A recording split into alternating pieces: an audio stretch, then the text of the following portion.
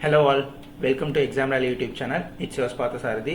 So இந்த video என்னன்னா IOB LBOக்கான call letter வந்து ரிலீஸ் பண்ணிட்டான். ஜூலை 12th வந்து எக்ஸாம் ஆல்ரெடி சொல்லியிருந்தான். ஸோ அன்னைக்கு தான். ஸோ உங்களோட டைம் என்ன அப்படின்னு சொல்லிட்டு கமெண்ட் செக்ஷனில் கமெண்ட் பண்ணுங்கள். தென் இந்த வீடியோவில் என்ன பார்க்க போகிறோம்னா இந்த 1 வீக் என்ன பண்ணால் எவ்வளோ மேக்ஸிமம் ஸ்கோர்ஸ் வந்து நம்மளால் எடுக்க முடியும்னு சொல்லிட்டு பார்க்கலாம். ஓகேவா? ஸோ அதுக்கு முன்னாடி எக்ஸாம் ரேலியஸ் வந்து லிங்க் அனைத்து விதமான லிங்க்குகள் கிடைக்கும் ஒரே இடம் டிஸ்கிரிப்ஷன். ஸோ டிஸ்கிரிப்ஷனை விசிட் பண்ணிட்டு எல்லா லிங்க்கையும் கிளிக் பண்ணி யூட்டிலைஸ் பண்ணிக்கோங்க. மார்க் டெஸ்ட்லாம் அஃபோர்டபுள் ப்ரைஸில் கொடுத்துட்ருக்கோம். ஸோ எடுத்து பாருங்கள், எல்பிஓக்கும் அவைலபிளாக இருக்குது மார்க்கு. ஓகேவா? ஓகே, ஸோ வாங்க வீடியோக்குள்ளே போகலாம். ஓகே, அதுக்கு முன்னாடி ஆக்சுவலாக நேற்று நைட்டு 10 மணி அப்படின்னு நினைக்கிறேன் ஒருத்தன் வந்து நோட்டிஃபிகேஷன் ரிலீஸ் பண்ணான், பிஓபி நோட்டிஃபிகேஷன். ஆக்சுவலாக அவனை பார்த்தோன்னே எனக்கு ஒன்றே தான் தோணுச்சு, நாங்கள் என்ன பெட்டர் மாஸ் லைட்டே தான் வேணுமா அப்படின்ற மாதிரி ஒன்று பண்ணியிருந்தான். என்ன அப்படின்னா ஆஃபீஸர் ஸ்கேல், அதாவது எல்பிஓ விட்டுருந்தான் நோட்டிஃபிகேஷன், பிஓபி எல்பிஓ விட்டுருந்தான். ஸோ அவனோட இது வந்து ரெக்குயர்மெண்ட் என்ன அப்படின்னா ஆஃபீஸர் ஸ்கேலில் ஷெட்யூல் பேங்க் 2ல் வந்து இருக்க பேங்க்ஸில் 1 இயர் ஆஃப் எக்ஸ்பீரியன்ஸ் இருக்கவங்க அப்ளை பண்ணலான்னு. ஸோ பெட்டர் மாஸ் லைட்டே தான் அவனுக்கு வேணுமா. ஸோ அந்த மாதிரி எனக்கு தோணுச்சு, எல்லாரே இதுக்கு நாங்கள் என்ன வச்சுக்கிட்டா வஞ்சனை பண்ணுறோம், இருந்தால் கொடுக்க மாட்டோமா அப்படின்ற மாதிரி இருந்தது. ஸோ உங்களுக்கு வேணால் நீங்கள் யாராவது அந்த மாதிரி ஒர்க் பண்ணிட்டு எல்பிஓ, அதுவும் பிஓபியில் எல்பிஓ வேணும்னா பாருங்கள். ஸோ அந்த நோட்டிஃபிகேஷன் கூட டெலகிராம் சேனலில் போட்டு வருவேன். ஸோ அவன் பண்ண ஒரே ஒரு நல்ல விஷயம், அதில் எல்பிஓக்கான ரோல் அண்ட் ரெஸ்பான்சிபிலிட்டி வந்து கொடுத்துருந்தான். ஸோ அது வேணால் நம்மளுக்கு யூஸ் ஆகும். மற்றபடி அந்த நோட்டிஃபிகேஷனில் நார்மலாக இருக்கிறவங்களுக்கு என்ன யூஸ் ஆகும்னு எனக்கு தெரியல. ஸோ அவன் லாஸ்ட்டு மந்த்து பியூனுக்கான நோட்டிஃபிகேஷன் அவன் தான் விட்டான்னு நினைக்கிறேன். ஸோ அவன் கொஞ்சம் குதர்க்கமாக தான் யோசிக்கிறான், அவன் என்ன யோசிச்சுட்டு போகிறான். ஓகே, நம்ம எல்பிஓக்கான இதை பார்ப்போம். ஸோ இந்த மாதிரிலாம் இருக்கானுங்க, என்ன பண்ணுறது. ஓகே, ஸோ இப்போ என்னன்னா எல்பிஓ இப்போ லாஸ்ட் இயரில் வந்து இந்தியன் பேங்க்கு, யூனியன் பேங்க்கு, யூகோ பேங்க்கு, ஸோ அந்த மாதிரி நிறையா வந்து எல்பிஓஸ் நடந்தது. ஓகேவா? ஸோ அவனோட எக்ஸாம் பேட்டர்ன்லாம் இப்போ இந்தியன் ஆகட்டும், யூனியன் ஆகட்டும், இல்லை யூகோ ஆகட்டும், எல்லாமே 45 கொஷின்ஸ் வந்து ரீசனிங் கொடுத்துருந்தான். So 60 marks. ஓகேவா? 60 மார்க்ஸ் வந்து கொடுத்துருந்தான். 60 மினிட்ஸ் வந்து டைமும் கொடுத்துருந்தான். ஓகேவா? ஸோ அது எப்படி இருந்தது அப்படின்னா இப்போ 60 மினிட்ஸ்னால் ஒரு 40 மினிட்ஸில் ஹார்ட்லி 40 மினிட்ஸில் சால்வ் பண்ணுற மாதிரி தான் இருந்தது. ஆனால் இவன் இப்போது ஐஓபி எல்பிஓவில் மொத்தமே 30 கொஷின்ஸ் தான் 60 மார்க்ஸ்க்கு 60 மினிட்ஸ் கொடுக்குறான். ஓகேவா? குவான்ஸுமே அதுதான், 30 கொஷின் 60 மார்க்ஸ் 60 மினிட்ஸு. ஓகேவா? ஸோ இது எல்லாத்தையும் 45 கொடுத்துருந்தான். ஸோ இது ஆனால் இவன் 30 கொஷின் 60 மார்க், அப்போது ஒவ்வொரு கொஷினும் 2 மார்க். ஸோ எப்படி எதிர்பார்க்கலாம் அப்படின்னா ரொம்ப ஹார்டாக இருக்குமான்னு கேட்டால் இல்லை. ஓகேவா? அவன் இதெல்லாம் பார்த்தீங்கன்னா ப்ரீயை விட ஒரு ஸ்டெப் தான் அதிகமாக இருந்தது. ஃபார் எக்ஸாம்பிள் கோடட் பேஸ் பண்ண கொஷின்ஸ் தான் இருந்தது. ஸோ அதனால் ரொம்பலாம் ஹார்டாக இருக்கிறதுக்கு வாய்ப்பு இல்லை. ஆனால் இந்த 30 கொஷின்ஸ் எப்படி இது பண்ணலாம் அப்படின்னா சீட்டிங் பசிலும் எடுக்கணும், மிஸ்லேனியஸ் பார்ட்ஸும் எடுக்கணும். ஃபார் எக்ஸாம்பிள் இப்போ இந்த இதில் 45 கொஷின்ஸில் எடுத்துக்கலாமே. இதில் என்னென்ன கேட்டிருந்தான் அப்படின்னா இப்போது சீட்டிங் பசில் வந்து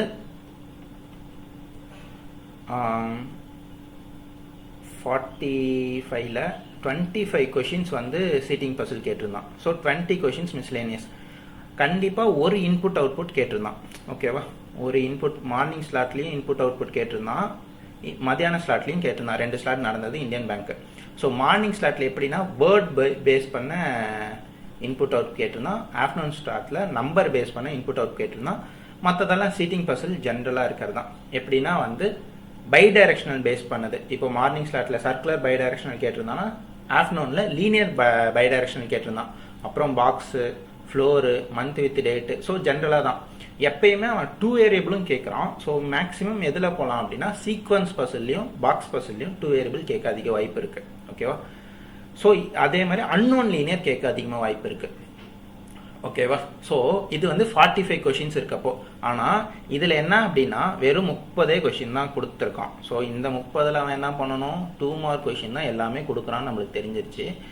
இதில் என்ன பண்ணலாம் அப்படின்னு கேட்கலாம். ஸோ மேக்ஸிமம் 18 to 20 கொஷின்ஸ் வந்து seating puzzle and input output எதிர்பார்க்கலாம். ஓகேவா? ஸோ ஒரு 10 வந்து 8 to 10 கொஷின்ஸ் வந்து மிஸ்லேனியஸ் டாபிக்ஸ் எதிர்பார்க்கலாம். ஸோ மிஸ்லேனியஸ்னால் இந்த syllogism, so syllogism, inequality, direction, blood relation, order and ranking. Order and ranking கஷ்டம், கோடிங் டிகோடிங். ஸோ இந்த மாதிரி இருக்கிறதெல்லாம் வந்து கோடட் பேஸில் கேட்கலாம். ஸோ லாஸ்ட் இயர் அப்படி தான் கேட்டிருந்தான். Syllogism coded based, inequality coded based, blood relation coded based, direction coded based, so coding decoding எல்லாமே இருந்தது. ஸோ எல்லாமே மேக்ஸிமம் கோடட் பேஸில் கேட்டிருந்தான். ஓகேவா, டைரெக்டாக கொடுக்காம கோடட் பேஸில் கொடுத்துருந்தான். ஃபார் எக்ஸாம்பிள் இப்போது ஸ்டாருன்னு கொடுத்துட்டா ஆல் ஏஆர்பி. ஸோ அந்த மாதிரி கொஷின், அந்த மாதிரி பேஸ் பண்ண ஸ்டேட்மெண்ட்ஸ் வந்து கொடுத்துருந்தான். ஓகேவா, அந்த ஈக்குவல் அப்படின்னா வந்து A is the wife of B. So அந்த மாதிரி இருக்க சிம்பிள்ஸ் பேஸ் பண்ண, கோடிங் பேஸ் பண்ண கொஷின்ஸ் தான் வந்து இருந்தது. ஸோ இந்த தடவையும் அப்படி தான் எதிர்பார்க்கலாம். ஆனால் கொஞ்சம் எனக்கு தெரிஞ்ச ஹை லெவல் கொஞ்சமாச்சு இன்க்ரீஸ் பண்ணுவேன். ஏன்னா 30 கொஷின்ஸ் தான் கொடுக்குறோம். அட்லீஸ்ட் ஒரு 40 மினிட்ஸ்க்காக இருக்கப்போ ஒரு சிட்டிங்கில் ஒரு பசில் வந்து கொஞ்சமாச்சு ஹார்டாக இருக்கும். ஓகேவா, இன்புட் அவுட்புட்டுமே எதிர்பார்க்கலாம். ஓகே, அது இல்லாமல் 2 row based. For example 3 number கொடுத்துருவாங்க. ஸோ அதுக்கு ஒரு 4 கண்டிஷன் கொடுத்துருவாங்க. So even number followed by prime number, odd number followed by square number, அந்த மாதிரி இருக்க பேஸ் பண்ண கொஷின்ஸ் எல்லாமே பார்த்துக்கோங்க. ஸோ மேக்ஸிமம் இதுலேருந்து தான் வரும். வேறு வந்து இப்போது டேபிள் பசில் அந்த மாதிரி இருக்கிறதும் எக்ஸ்பெக்ட் பண்ணலாம். ஓகேவா, இயர் பசில். ஸோ இப்போ எப்படி இருக்கும் அப்படின்னா மேக்ஸிமம் கோடட் பேஸ்டில் தான் வந்து மிஸ்லேனியஸ் பார்ட்ஸ் வச்சுருப்போம் கண்டிப்பாக. ஓகேவா, ஸோ பேசிக்காக இருக்கிறது வச்சுருக்கிறதுக்கு வாய்ப்பு கம்மி தான். ஓகேவா, ஸோ குவான்ஸுமே பார்த்தீங்கன்னா 30 கொஷின்ஸில் டிஐக்கு அதிகமாக இருந்தது, 45 கொஷின்ஸ் இருக்கப்போ. ஆனால் இவன் 30 தான் கொடுக்குறான். ஸோ டிஐக்கு வந்து ஆக்சுவலாக வந்து கேம் சேஞ்சர் அப்படின்னு சொல்லிட்டு சார் ஒரு வீடியோ போட்டிருப்பாரு. அந்த லிங்க்கும் கூட டிஸ்கிரிப்ஷனில் கொடுக்குறேன். ஸோ அதையுமே விசிட் பண்ணுங்கள். ஒரே ஒரு டிஐ பேஸ் பண்ணி எவ்வளோ நம்பர் ஆஃப் கொஷின்ஸ் வந்து இருக்கலாம் அப்படின்னு சொல்லிட்டு சொல்லியிருப்பாரு. ஸோ கேம் சேஞ்சர் அப்படின்னு சொல்லிட்டு வெப்சைட்டில் வந்து இருக்கும். ஓகேவா, எக்ஸாம் ரேலி வெப்சைட்டில். ஸோ ஒரே ஒரு டிஐ எடுத்து ஸோ அதில் 30+ கொஷின் சப் கொஷின்ஸ் வந்து எப்படியெல்லாம் கேட்கலாம் அப்படின்றதுக்கு இருக்குது. ஸோ அதை விசிட் பண்ணி யூட்டிலைஸ் பண்ணிங்கன்னா மேக்ஸிமம் டிஐயில் வந்து நம்ம மார்க் அதிகமாக ஸ்கோர் பண்ணலாம். ஓகேவா, ஸோ அடுத்து ஜிஏ. ஆக்சுவலாக ஜிஏ எப்படி இருக்கும் அப்படின்னா இதுக்கு முன்னாடி லாஸ்ட் இயரில் நான் பார்த்த வரைக்கும் எப்படி இருந்ததுன்னா, இப்போ ப்ரைவேட் செக்டர்ஸை அவங்க வந்து மேக்ஸிமம் கவர் பண்ணலை. ஓகேவா, கவர்மெண்ட் என்னென்ன பண்ணாங்க, கவர்மெண்ட் ஸ்கீம்ஸு இல்லை கவர்மெண்ட் வித் ப்ரைவேட் அப்படி தான் இருந்ததே ஒழிய ஃபுல் ஆஃப் ப்ரைவேட் கிடையாது. ஸோ ப்ரைவேட் கம்பெனியை வாங்கியிருந்தால் அதை அவாய்ட் மேக்ஸிமம் இல்லை. ஸோ எப்படி பர்சன்டேஜ் கொடுக்கணும் அப்படின்னா 80% நீங்கள் வெயிட்டேஜ் வந்து கவர்மெண்ட் ஸ்கீம்ஸ். ஸோ இன்னும் 1 வீக் தான் இருக்குது. ஸோ இன்னும் படிக்கவே ஆரம்பிக்கல, நான் சிஏவே தொடலை. ஏன்னா ரீசனிங், குவான்ஸ், இங்கிலீஷ் மேக்ஸிமம் எல்லாருக்கும் ஈஸியாக தான் இருக்கிற மாதிரி தான் கொடுப்பான். ரொம்ப ஹையாலாம் இருக்கிறதுக்கு வாய்ப்பு இல்லை. ஸோ இங்கே என்ன வந்து ப்ளே பண்ண போகுது ரோல்னா சிஏ தான். ஸோ சிஏ எப்படி இருக்கலாம் அப்படின்னா ஸோ இந்த மாதிரி தான். ஸோ நீங்கள் ஃபுல்லாக வந்து இப்போது 2 ப்ரைவேட் கம்பெனிஸ் இல்லை ஒரு ப்ரைவேட் கம்பெனி ஏதாவது பண்ணியிருந்தேன்னா அதை அவாய்ட் பண்ணிவிட்டு கவர்மெண்ட் ஓரியன்டான ஸ்கீம்ஸை இப்போ ஃபார் எக்ஸாம்பிள் இந்தியன் கவர்மெண்ட்ஸ் எதுலெல்லாம் இன்வெஸ்ட் பண்ணியிருக்காங்க, அவங்க யார் கூட டைப் வச்சுருக்காங்க, state government, central governments, so எதெல்லாம் வாங்கியிருக்காங்க, அந்த மாதிரி இருக்கிற ஸ்கீம்ஸ் எல்லாம் வந்து இருக்கிறது தான் கவர்மெண்ட் பண்ண விஷயத்த மட்டும் கவர் பண்ண ட்ரை பண்ணுங்கள். ஸோ அதிலே பார்த்தீங்கன்னா ப்ரைவேட்க்கும் கொடுத்துருப்பான். ஸோ ஃபார் எக்ஸாம்பிள் ஒரு ப்ரைவேட் பேங்க் வந்து இவ்வளோ ஆச்சு அவ்வளோ ஆச்சு. ஸோ அந்த மாதிரி இருக்க கொஷின்ஸ் கேட்பான் கண்டிப்பாக. ஆனால் அதை இப்போ நம்ம வந்து ஒரு 20% வெயிட்டேஜ் கொடுத்து இந்த 80% வெயிட்டேஜ்க்கு நாம் ஃபஸ்ட்டு ப்ரிப்பேர் ஆகிக்கணும். ஸோ ப்ரைவேட் கேட்கவே மாட்டானான்னு கேட்டால் இல்லை. ஸோ இப்போ government companies for example Indian ஆர்மிக்கோ நேவிக்கோ ப்ரைவேட் கம்பெனி வந்து பேங்க் வந்து ஹெல்ப் பண்ணியிருக்கலாம். ஸோ மெர்ஜ் இது பண்ணியிருக்கலாம், எம்ஓஇ சைன் பண்ணியிருக்கலாம். ஸோ அந்த மாதிரி கொஷின்ஸ் கேட்கறதுக்கு வாய்ப்பு இருக்குது. ஃபுல்லாக ப்ரைவேட்டே பண்ணா அப்படின்னா அதுக்கு தான் வாய்ப்பு கம்மி. ஸோ மேக்ஸிமம் இந்த மாதிரி கொஷின் சூஸ் பண்ணி படிக்கிறதுலேயே கவர்மெண்ட் ஓரியன்ட் கொஷின்ஸாக ஃபஸ்ட்டு எடுத்து படிச்சுக்கோங்க. ஸோ ஸ்போர்ட்ஸில் ஒரு கொஷின் வரும் கண்டிப்பாக, ஸ்போர்ட்ஸ் நியூஸ் பேஸ் பண்ணது. ஸோ புக் ரிலேட்டடாக and then awards and recognition, so அந்த இதுவும் வரும். ஸோ பிஎஸ்யூஸில் ஒர்க் பண்ணுறவங்க பர்சனாலிட்டிஸை பற்றி கொஷின்ஸ் கேட்கலாம். ஸோ இந்த மாதிரி தான் ஜிஏ இருக்கும். ஸோ கவர்மெண்ட் ஓரியன்ட் ஸ்கீம்ஸ் எல்லாம் நல்லா பார்த்துக்கோங்க. ஸோ இவ்வளோ தான் மேக்ஸிமம் இருக்கும். ஸோ எப்படி இருக்கும் 60 மினிட்ஸில் அப்படின்னா ரொம்பலாம் ஹார்டாக இருக்குமான்னு கேட்டால் கிடையாது. ஸோ 60 மினிட்ஸில் கண்டிப்பாக பிகினராக இருந்தால் கூட 30 கொஷின்ஸ் கம்ப்ளீட் பண்ணுறதுக்கான டைமில் தான் இருக்க போகுது. ஓகேவா, எக்ஸாம் ரொம்பலாம் ஹார்டாக இருக்காது. ஜஸ்ட் நீங்கள் ப்ராக்டிஸ் பண்ணிங்கன்னா போதும். கோடட் பேஸில் தான் வரும். ஓகேவா, நார்மலாக இருக்கிறதுக்கு வாய்ப்பு இல்லை. ஆனால் அதுக்கு நமக்கு டைம் நிறையா இருக்குது. 30 கொஷின் 60 மினிட்ஸுங்கிறப்போ நிறையா டைம் இருக்கும். ஓகேவா உங்களுக்கு எக்ஸாமில்.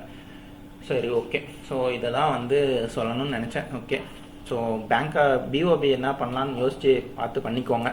அவனை பார்த்தோன்னே தான் எனக்கு ஒரு மாதிரி சிரிப்பு வந்து விட்டது, என்ன பண்ணுறதுன்னு தெரியலை. Okay fine. Okay, so exam rally website visit பண்ணுங்கள், யூஸ் பண்ணிக்கோங்க. அதே மாதிரி எனக்கு ஒன்றே ஒன்று சொல்லணும்னு தோணுச்சு. ஃபார் எக்ஸாம்பிள் இப்போது நிறைய பேர் வந்து நிறைய குரூப்ஸில் நான் பார்த்தது என்னென்னா, எக்ஸாம் அப்ளை பண்ணுறதுக்கு பண்ணுறப்பயே வந்து எனக்கு அதர் ஸ்டேட் போட்டானா என்ன பண்ணுறது, அதர் டிஸ்ட்ரிக்ட் போட்டானா என்ன பண்ணுறது. ஸோ இந்த மாதிரிலாம் வந்து நிறையா பேருக்கு வந்து ஒரு தாட் இருந்தது. நான் நிறையா குரூப்ஸில் பார்த்தது என்னன்னா, இப்போது அதர் ஸ்டேட்டில் போடுறதுனால நான் எக்ஸாம் அப்ளை பண்ணல, இல்லை அதர் ஸ்டேட்டில் போட்டானா என்ன பண்ணுறது, இந்த மாதிரிலாம் ஒரு கேள்வி வந்து இருந்தது. லாஸ்ட் இயர் ஆக்சுவலாக எனக்கு நடந்த சம்பவம், என்னோட பர்சனல் எக்ஸ்பீரியன்ஸ் வந்து என்னென்னா அப்படின்னா, எனக்கு மார்னிங் வந்து ஐபிபிஎஸ் கிளர்க் எக்ஸாம் வந்து சென்னையில் விழுப்புரம் பக்கத்தில், விழுப்புரம் டோல்கேட் பக்கத்தில் ஒரு காலேஜ், அரௌண்ட் ஒரு 5 to 10 கிலோமீட்டர்ஸ் இருக்க காலேஜில் எனக்கு IBPS clerk first shift, morning shift. Afternoon வந்து எனக்கு வந்து 4 மணி ஷிஃப்ட்டு சேலமில் என்ஐசிஎல் ஏஓ. ஓகேவா? ஸோ 5 மணிக்கு எக்ஸாம் ஸ்டார்ட் பண்ணுவோம். எனக்கு அன்னைக்கு பிளாங்க் தான், என்ஐசிஎல் அப்ளை பண்ணது வேஸ்ட்டு தான், சரி விட்டுறலாம். சரி அப்ளை பண்ணது இதாகிடுச்சு, சரி ஏன்னா அட்டன் பண்ணுறது கஷ்டம். விழுப்புரம் அங்கே இருக்குது, கிட்டத்தட்ட ஒரு 250 கிலோமீட்டர்ஸ் ப்ளஸ் வரும். ஓகேவா? அதுவும் காக்காபாளையம் போகணும், சேலம். ஸோ என்னாச்சு, இந்த மாதிரி வந்து அவள் வந்து போயாச்சு. ஸோ ஏன்னா எக்ஸாம் எப்போ ஆரம்பிப்பான்னு எனக்கு தெரியாது. 10 o'clock வந்து எக்ஸாம் ஸ்டார்ட் ஆகும்னா, ஸோ முடிச்சா ஒரு 9 o'clock 8 o'clock ஆரம்பிச்சிருந்தானா கூட ஒரு 11-11:30 முடிஞ்சிடும். ஸோ அன்றைக்கி 9 o'clock ஆரம்பித்தான்னு நினைக்கிறேன். 12 o'clock முடித்தான் எக்ஸாம். ஐபிபிஎஸ் கிளர்க்கு மெயின்ஸ் வந்து 12 o'clock முடிஞ்சது எனக்கு. 12 o'clock முடிச்சுட்டு 12:15 நான் கேட்டில் வெளியே வந்து நின்னேன். வந்தோடனே ஒரு பஸ் வந்தான், டோல்கேட்டுக்கு வந்தேன். வந்து நின்னோடனே சேலமுக்கு ஒரு பஸ் வந்தான், ப்ரைவேட் பஸ்ஸு. சரி போவோம், போய் பார்ப்போமே உள்ளார போய் என்னதான் இருக்குது அப்படின்னு சொல்லிட்டு ஏறிட்டேன். ஏறி அது ஸ்லீப்பர், ஸோ படுத்துட்டேன். படுத்துட்டு கிட்டத்தட்ட ஒரு 3:45 இருக்கும். ஸோ அப்போ வந்து இது பண்ணுறப்போ அந்த ஆத்தூரை தாண்டி இருந்தோம். ஸோ ஆத்தூருங்கிறது சேலம் பக்கத்தில் இருந்தது. சரி ஓகே போக முடியாது, சரியான அப்போ தான் செரிமலை, நம்மளுக்குனே எனக்குனே வருவீங்களாடா அப்படின்ற மாதிரி. இந்த மழை புயல் காற்று இதெல்லாம் அன்னைக்கு தான் வரும், வேறு என்றைக்குமே வராது. ஸோ அந்த மாதிரி வந்துச்சு. ஸ்ரீநாயக்கன்பட்டி பைபாஸ்ன்னு சொல்லிட்டு என்ட்ரன்ஸ் இருக்கும். ஸோ சேலத்தில் இருக்கவங்களுக்கு தெரியணும். ஸோ அங்கே சரி மலை. ஸோ எப்படின்னா ஒரு முட்டிக்கு மேலே தண்ணி நிற்கிது, பஸ்ஸால் இப்படி வர முடியல, ஃபுல் டிராஃபிக்கு. டைம் ஆகிடுச்சு 4:15 கிட்ட. என் ஃப்ரெண்டுக்கு ஃபோன் பண்ணி எங்கே இருக்கேன்னு கேட்டேன். ஸோ அவன் வந்து 4:30, எப்போனா 4 o'clock வந்து இது ஆக்சுவலாக 5 o'clock எக்ஸாமே ஸ்டார்ட் பண்ணிடுவான். நான் 4:30 தான் வந்து ஒரு 20 கிலோமீட்டர்ஸ்க்கு முன்னாடி இருக்கேன். ஓகேவா? அந்த அண்ணா வந்து எங்கே அவங்களும் கொஞ்சம் ஹெல்ப் பண்ணாங்க. வேணா நான் வந்து கோயம்புத்தூர் போகிற பஸ்ஸில் ஏற்றி விடுறேன், ஸோ நீங்கள் போய் இறங்கி எக்ஸாமுக்கு போகிறீங்களா அந்த மாதிரிலாம் கேட்டாங்க. ஸோ வேணான்னா இந்த மாதிரி ஃப்ரெண்டு இருக்கான் அப்படின்னு சொல்லிட்டு அவன் வந்து 4:30 20 கிலோமீட்டரை ஜஸ்ட்டு 15 minutes அடித்து பிடிச்சி கொண்டு போய் விட்டான். அவன் வந்து மலையில் நனைஞ்சி புயல் அதெல்லாம் பார்க்கவே இல்லை. ஸோ 4:55 நான் லாகின் பண்ணுறப்போ டைமு. ஓகேவா? இது ஏன் சொல்ல வரேன் அப்படின்னா, நம்மளுக்கு ஆப்பர்ச்சுனிட்டி எப்படி கிடைக்கும்னு தெரியாது. ஸோ நம்ம வர ஆப்பர்ச்சுனிட்டியை யூட்டிலைஸ் பண்ணிக்கணும். ஸோ இங்கே போடுறான், நான் வந்து ஒத்துக்கிறேன். அதாவது வேறு இதில் கொடுக்குறது, இப்போ நான் சேலம் கொடுத்துட்டு எனக்கு வேலூர், சென்னை கொடுத்துட்டு வேலூர் போடுறது, விழுப்புரம் போடுறது, ஸோ சேலம் கொடுத்துட்டு கோயம்புத்தூர் போகிறது, கோயம்புத்தூர்லேருந்தே பார்த்தீங்கன்னா தூக்கி ஒரு 30-40 கிலோமீட்டர் பொள்ளாச்சிக்கு மிக அருகில், சென்னைக்கு மிக அருகில் செங்கல்பட்டு மாதிரி அங்கே போடுறது. ஸோ இந்த மாதிரிலாம் இருக்குது, நான் ஒத்துக்கிறேன். பட் ஸ்டில் நம்ம தான் வந்து எக்ஸாமுக்கு நம்மளுக்கு தான் முக்கியம். ஓகேவா? ஸோ அவன் வந்து என்ன கத்தி கூப்பாடு போட்டாலும் யாரும் வரப்போகிறது கிடையாது. ஸோ மேக்ஸிமம் எக்ஸாம் வேறு ஸ்டேட்டில் போட்டுருவான், இல்லை வேறு டிஸ்ட்ரிக்டில் போட்டுருவான்னு பயந்துக்கிட்டு எந்த எக்ஸாமும் அப்ளை பண்ணாமே இருக்காதிங்க. ஃபர்ஸ்ட் ஆஃப் ஆல் அப்ளை பண்ணுங்கள். போட்டாலும் போய் ஃபஸ்ட்டு எழுதுங்க. ஓகேவா? உங்களுக்கு அப்போ தான் எக்ஸ்பீரியன்ஸ், நம்ம பாஸ் பண்ணுறோம் பண்ணலங்கிறத தாண்டி ஃபஸ்ட்டு நீங்கள் போய் அந்த எக்ஸாம் எப்படி இருக்குங்கிற எக்ஸ்பீரியன்ஸ் கெயின் பண்ணுங்கள். ஓகேவா? அப்போ தான் வந்து அப்கமிங் எக்ஸாம்ஸ்க்கெல்லாம் உங்களுக்கு ஈஸியாக இருக்கும். இப்போ இன்னொன்று ஆக்சுவலாக நான் எழுத ஆரம்பித்ததுலேருந்து இப்போ வரைக்கும் எப்பயுமே ஆர்ஆர்பிஸ் தான் வந்து ஃபஸ்ட்டு வருவான். ஸோ ஐபிபிஎஸ் பிஓ எஸ்பிஐபிஓலாம் லாஸ்ட்டாக தான் வருவான்.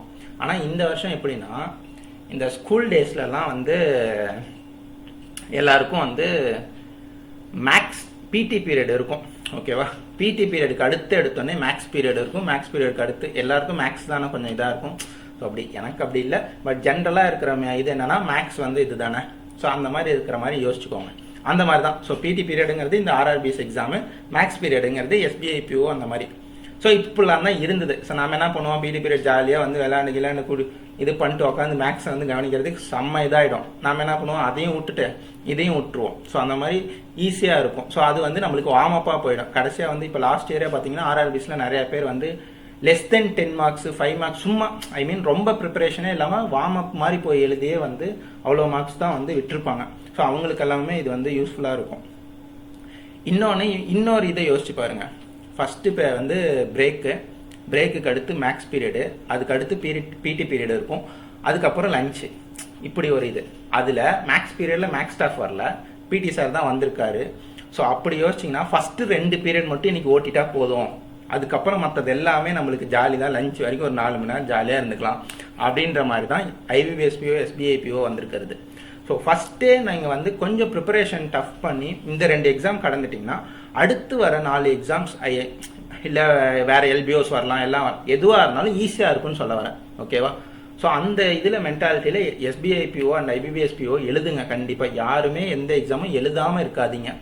ஸோ கண்டிப்பாக ட்ரை பண்ணுங்க. ஸோ நிறையா பேர் சொல்லுவாங்க இது அது அதெல்லாம் எதையுமே கேட்காதீங்க, அதுக்கு தனியாக ஒரு வீடியோ போடுறேன், பேங்க் எப்படி இருக்கும் அப்படின்னு சொல்லிட்டு. ஓகேவா? ஸோ இதோட முடிச்சிக்கலாம்னு நினைக்கிறேன். நிறைய நேரம் பேசிட்டேன், எவ்வளோ நேரம் போச்சுன்னு தெரில. ஓகே. ஸோ மெயின் திங் என்னன்னா வந்து எக்ஸாம் அப்ளை பண்ணுறதுக்கு தயங்கக்கூடாது, எந்த சென்டர்ஸ் போனாலும் எழுத போகிறதுக்கும் இது பண்ணக்கூடாது. ஸோ அந்த மாதிரி என்னோட பர்சனல் எக்ஸ்பீரியன்ஸ் ஷேர் பண்ணேன். ஸோ எனக்கு சொல்லணும்னு அது தோணுச்சு. ஓகேவா? Okay, thank you. நெக்ஸ்ட் வீடியோவில் பார்க்கலாம். மறக்காம சேனலுக்கு சப்ஸ்கிரைப் பண்ணிடுங்க. தேங்க்யூ.